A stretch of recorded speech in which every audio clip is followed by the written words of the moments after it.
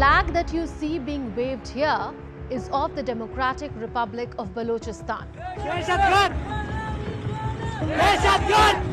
Balochistan has declared independence from Pakistan.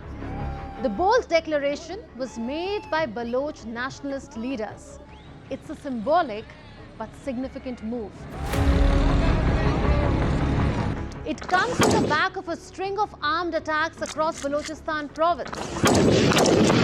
Recently, the Balochistan Liberation Army or BLA claimed responsibility for more than 70 coordinated attacks against the Pakistani regime at over 50 locations. It targeted Pakistani military and intelligence sites, local police stations, mineral transport vehicles and infrastructure along major highways. This was part of its Operation Herof. The BLA is an armed separatist group based in Balochistan. It emerged in the early 2000s and has been fighting for independence for the Baloch people ever since. In March, in one of its most daring attacks, the BLA hijacked the Jafar Express, holding over 450 passengers hostage. It demanded the release of some Baloch political prisoners from the Pakistani state. This was a watershed in Baloch insurgency as it succeeded in drawing international attention towards the Balochistan issue. But calls for independence are not confined to separatist groups. There is a coordinated, vocal and increasingly public push for sovereignty. Voices demanding autonomy and secession are only growing louder. Keywords like Baloch Liberation Army, Republic of Balochistan and Balochistan independence are trending across digital platforms. This is no longer a low-intensity conflict. It is a full-blown rebellion.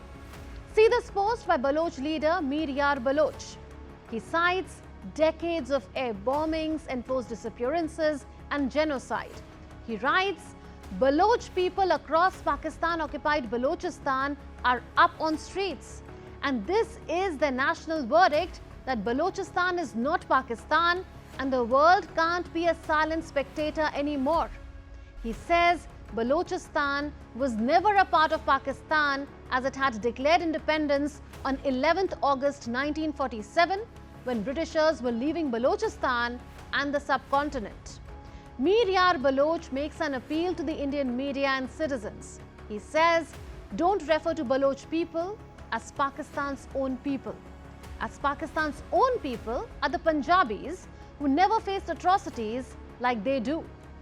The declaration of independence by Baloch leaders and activists needs to be seen through the lens of Balochistan's long-standing grievances over political marginalization, economic exploitation and military repression by the Pakistani state.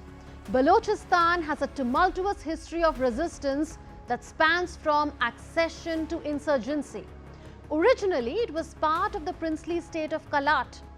In 1948, Balochistan was annexed by Pakistan under contentious circumstances. This led to the first of many insurgencies. Baloch nationalists protested their forced integration and erosion of their autonomy. In the many decades that followed, there were multiple uprisings, but Pakistan used military crackdowns to crush each uprising. That fueled a cycle of dissent and suppression.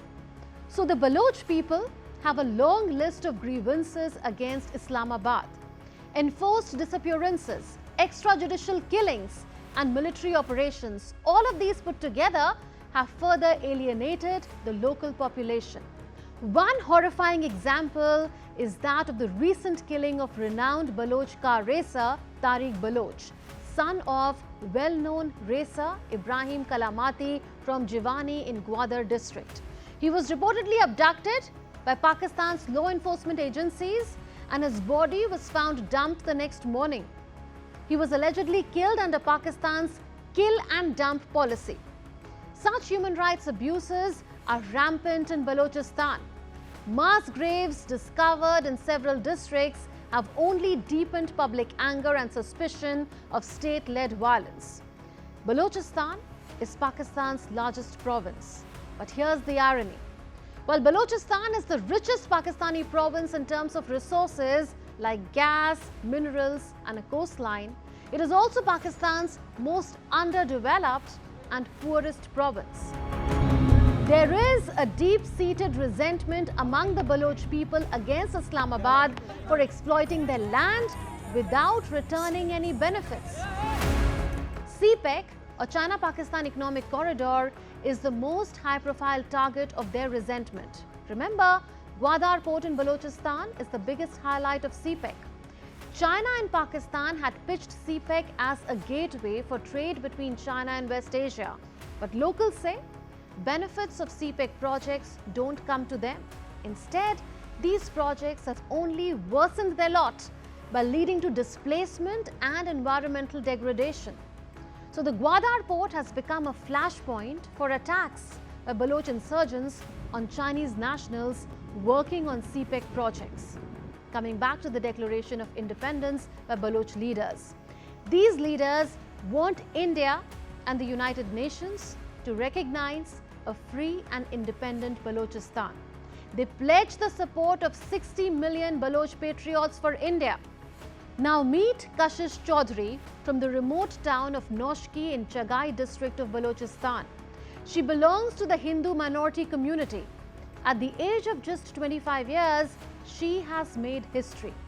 After clearing the Balochistan Public Service Commission or BPSC examination, she has achieved the feat of becoming the first Hindu to rise to the rank of Assistant Commissioner in Balochistan.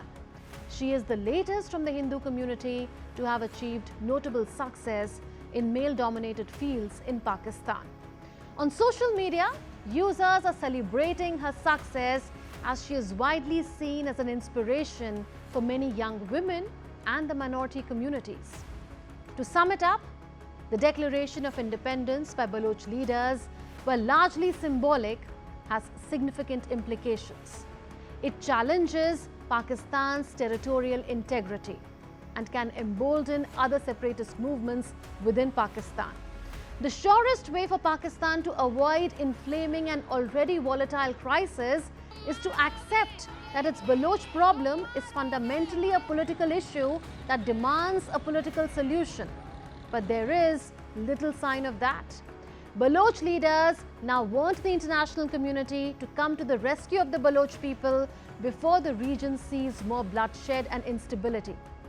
Balochistan has openly revolted against Pakistan.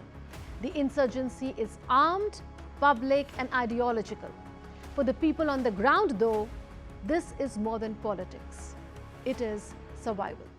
That's all in this edition of Connecting the Dots. We'll see you in the next episode with more raging issues. Until then, it's a goodbye from all of us in the Delhi newsroom.